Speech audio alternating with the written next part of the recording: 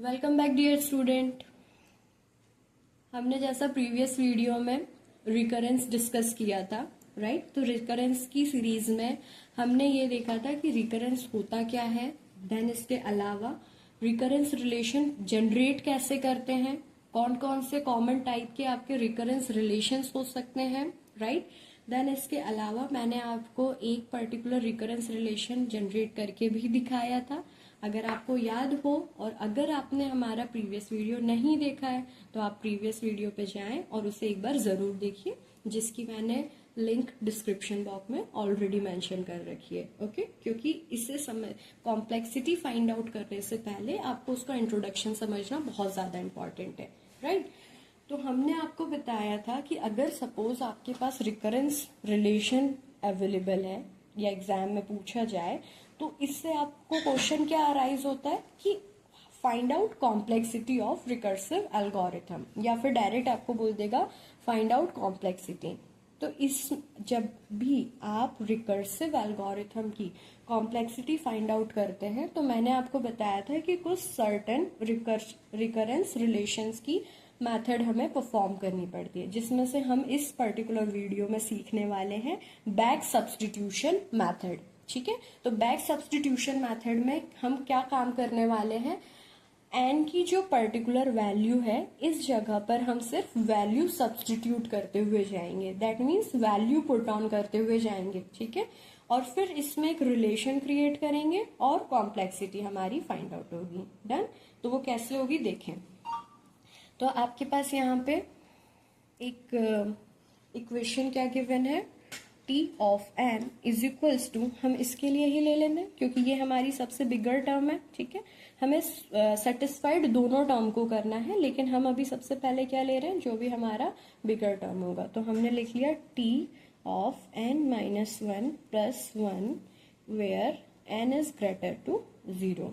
ठीक है, n की जो वैल्यू है वो हमेशा कैसी आनी चाहिए, 0 से बड़ी। ओके, तो अब मैंने इसको क्या किया, इसको मैं नाम दे देती हूँ इक्वेशन 1। ठीक है, अब देखिए इस इक्वेशन में हमें क्या करना है, वैल्यू सब्स्टिट्यूट करनी है, that means value put on करनी है। तो वैल्यू पुट आप कहाँ पे कर सकते हो, जहां पर भी आपको एन की वैल्यू दिखाई दे। तो आपको एन की वैल्यू यहाँ पे दिखाई दे रही है, तो यहाँ देखिए अगर आपके पास एक ऐसी वैल्यू मिल जाए टी ऑफ एन माइनस 1 की, तो आप इस जगह पर लाकर सब्स्टिट्यूट कर सकते हो, वैल्यू पुट कर सकते हैं, है ना? तो हम क्या करेंगे, हम एन की जगह इक्वेशन 1 में एन की जगह एन माइनस 1 पुट करेंगे। तो हमने क्या कहा कि suppose n is equals to n minus 1। ठीक है, तो इसे हम कहाँ पुट कर रहे हैं, इक्वेशन 1 में। ठीक है, तो आपने पुट किया, क्या बन गया यहाँ पे, टी ऑफ, ये देखिए यहाँ n दिखाई दे रहा है आपको, तो यहाँ पे क्या रखना है मुझे, n minus 1 is equals to t, again n, सिर्फ ओनली n प्लेस पर, है ना? यहाँ देखिए सिर्फ ओनली n प्लेस पर क्या रखोगे, n माइनस 1। तो यहाँ पे आपने रख दिया n माइनस 1, ये क्या बचा आपके पास, माइनस 1 प्लस 1। डन? इसे सॉल्व करिए, t of n minus 1 is equals to t of n minus 2 plus 1। तो n माइनस 1 के टर्म में आपको ये वाला इक्वेशन मिल गया। ओके, इसको अपन नाम दे देते हैं इक्वेशन 2। ओके, अब देखिए n की वैल्यू जो है, पहले n जो था पहले क्या था, t ऑफ n, अब आपको n की वैल्यू क्या मिल गई, n माइनस 1। अब यहाँ देखिए फिर से अब चेक कीजिए आपके फंक्शन को, जो आपका n माइनस 1 था अब क्या बन गया, n माइनस 2। तो अब हम क्या करेंगे, n के प्लेसेस पर इन द इक्वेशन 1 हम क्या रखेंगे, n माइनस 2। ओके, अब हम क्या पुट ऑन करेंगे, n माइनस 2 इन इक्वेशन 1।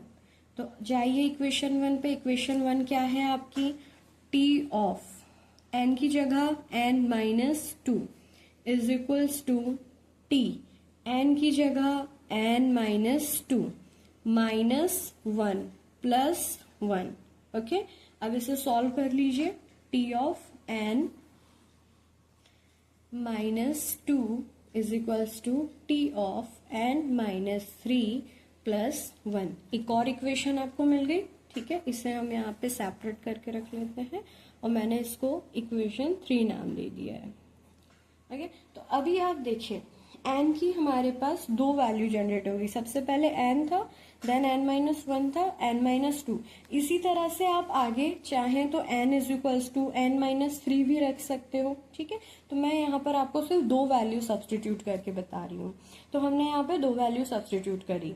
अब यहाँ पे जो आपको इक्वेशन 2 और इक्वेशन 3 की वैल्यू मिली है, इसको हमें क्या करना है, अगेन इक्वेशन 1 में जाकर पुट करना है। अगेन आपको क्या करना है, इक्वेशन 1 में जाकर पुट करना है। तो इक्वेशन 1 में हम क्यों पुट करने वाले हैं, क्योंकि देखो t of n find out करने के लिए आपको पास क्या होना चाहिए, टी ऑफ एन माइनस 1। तो क्या अब मेरे पास टी ऑफ एन माइनस 1 है, हाँ है।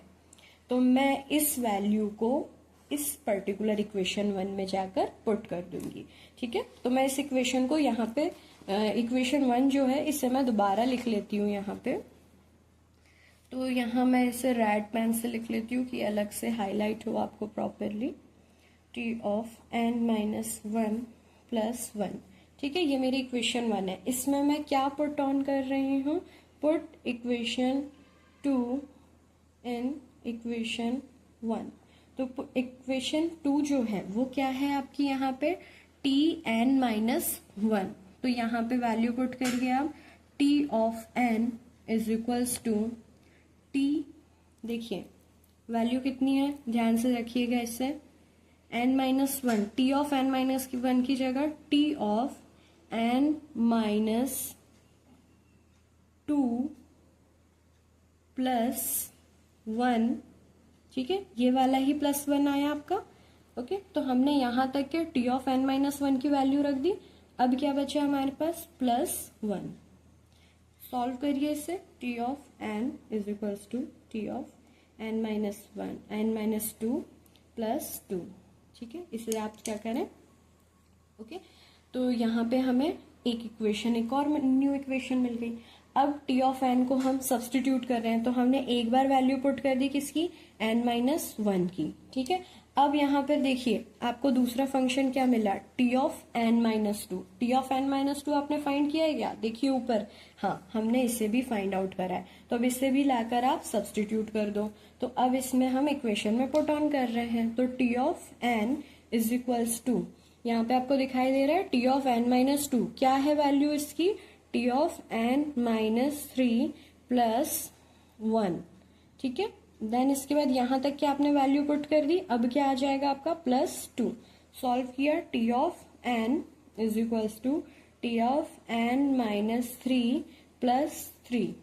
तो यहां पर आपको दिखाई दे रहा है सबसे पहले जो फर्स्ट इक्वेशन था क्या था, एन माइनस 1 था तो यहाँ प्लस 1 था, एन माइनस 2 जब था तो यहाँ पे प्लस 2, एन माइनस 3 जब आया तो यहाँ पे प्लस 3। तो इसी तरह से अगर सीरीज बढ़ते हुए जाएगी तो एन के साथ जो भी इंटीजर वैल्यू होगी वही इसके साथ प्लस में रिपीट हो रही है। इसे अपन अलग से लिख लें तो ज्यादा बेटर आपको समझ में आएगा। तो हमने क्या करा, t of n is equals to t of n minus 1, equation 1 है ये, ठीक है। T of n is equals to t of n minus 2 plus 2, then इसके बाद t of n is equals to t of n minus 3 plus 3, है ना। तो यहाँ देखिए सेम रिपीटेशन परफॉर्म हो रहा है। अब हम इसकी कॉम्प्लेक्सिटी फाइंड आउट कर सकते हैं। सब्स्टिट्यूशन मेथड के थ्रू हमने ये ट्रेस कर लिया कि ये जो सारी वैल्यूज हैं उसमें सेम तरीके के सीक्वेंस को वो फॉलो कर रहा है। तो अगर मैं इसे डैश डैश लगाऊं और इस तरह से लिखूं कि T of n minus k plus के, हमने ये जो इंटीजर बार बार रिपीट हो रहे थे उसको किससे रिप्रेजेंट कर दिया, के। तो जो आपका टी ऑफ एन है, T of n that means की time complexity of recursive algorithm, वो कितनी है अभी, T of n minus k plus k, expression के फॉर्म में। अभी भी फाइनल कॉम्प्लेक्सिटी नहीं मिली हमें। अब इसे आपको सॉल्व करना है। तो यहाँ पे देखिए मैंने आपसे कहा था कि रिकरेंस रिलेशन में when n is greater than to 0 तो हमें ये वैल्यूज के साथ पुट ऑन करना है, ये वाली वैल्यूज के साथ सब्स्टिट्यूशन मेथड परफॉर्म करना है। अब एक मिनिमम केस भी लेंगे वेयर n इक्वल टू 0, जब आपका n 0 के इक्वल होगा तो कितनी वैल्यू आनी चाहिए 1। तो हम कंसीडर करते हैं कि यहाँ पर हमारा जो n है वो किसके इक्वल है 0। ठीक है, तो ये देखिए t ऑफ n इसी इक्वेशन के लिए फाइंड आउट कर रहे हैं हम। तो हमें यहाँ पे जो है n माइनस के की जगह पर हम इसे सॉल्व करते समय ऐसे लिख लेंगे n माइनस के इज इक्वल्स टू 0। ये मैंने क्यों लिखा, इसमें बिल्कुल कंफ्यूज मत होइएगा। हमने यहाँ पे सिर्फ क्या करा है, n इज इक्वल्स टू कितना है 0, और ये किसको रिप्रेजेंट कर रहा है t ऑफ n को, है ना। तो इसलिए यहाँ पे देखिए ये जो इक्वेशन आपको मिली t ऑफ n के लिए मिली, तो n इक्वल टू क्या था आपके पास 0, तो t ऑफ n, तो ये पूरा हम n की तरह कंसीडर कर रहे हैं, तो इसलिए मैंने n माइनस के इज इक्वल्स टू 0 ले लिया। अब इसे सॉल्व करोगे तो क्या मिलेगा आपको, n is equals to k, इसी तरह से मिलेगा। ठीक है, तो इसका मतलब क्या है, n और k जो है वो इक्वल हो गए। चलिए वैल्यू पुट करिए यहाँ पे, तो क्या मिला अब आपको, t of n is equals to t of n minus n plus n। ठीक है, जितनी भी जगह के थे वो सारी जगह मैंने n पुट ऑन कर दिया, तो t of n is equals to t of 0 plus n। तो t of 0 that means t of n, same बात आई। देखिए यहाँ पे t ऑफ 0, इसको आप क्या कह सकते हो, t ऑफ 0 या फिर t ऑफ n। ठीक है, तो इन दोनों में सिमिलैरिटीज हैं, t of n is equal to t of 0, क्योंकि n की डिपेंडेंसी बता रहा है। तो इसकी वैल्यू कितनी है यहाँ पे 1, तो t ऑफ 0 की जगह मैं 1 लिख सकती हूँ। हाँ, तो मैंने यहाँ पर क्या करना है, t of n is equal to यहाँ पे पुट कर दिया कितना 1। सॉरी, आपको दिखाई नहीं दिया, फिर से मैं रिपीट करती हूँ। t ऑफ n, इसकी जगह t ऑफ 0 के प्लेस पे मैंने क्या पुट ऑन कर दिया 1 प्लस n। तो हम इसको फाइनल हम इसे किस तरह से लिख लेते हैं, t of n is equals to 1 plus n। ठीक है, तो ये आपका सबसे फीजिबल सॉल्यूशन हो गया, सबसे फीजिबल। अब आप इसको और भी ज्यादा छोटे टर्म में कन्वर्ट नहीं कर सकते हो, है ना, और वैल्यूज को पुट ऑन करके कन्वर्ट नहीं कर सकते हो। दैट मीन्स ये है आपका टर्मिनेशन पॉइंट, जहां पर अब आप टाइम कॉम्प्लेक्सिटी निकाल सकते हैं। तो टाइम कॉम्प्लेक्सिटी का आपको रूल्स याद है, क्या रूल्स हैं, कि जो भी फास्टेस्ट ग्रोइंग टर्म है उसे हम पिक करेंगे और जो कांस्टेंट है उसे हम ड्रॉप कर देंगे। तो यहाँ पे t of n is equals to 1 plus n में से फास्टेस्ट ग्रोइंग टर्म क्या है n, तो हमने t of n is equals to क्या लिख लिया, ऑर्डर ऑफ n। तो दैट मीन्स रिकरेंस रिलेशन के लिए आपको सब्स्टिट्यूशन मेथड के बाद टाइम कॉम्प्लेक्सिटी क्या मिली है, ऑर्डर ऑफ n। क्लियर है। नेक्स्ट वीडियो में हम इसके अलावा एक और एग्जाम्पल समझेंगे, जिसमें हम another type of recurrence relation देखेंगे, और उसे भी हम चेक करेंगे कि सब्स्टिट्यूशन मेथड के थ्रू हम किस तरह से फॉर लूप्स के लिए या फिर अदर काइंड ऑफ रिलेशंस के लिए कैसे कॉम्प्लेक्सिटी को फाइंड आउट कर सकते हैं। Thank you so much.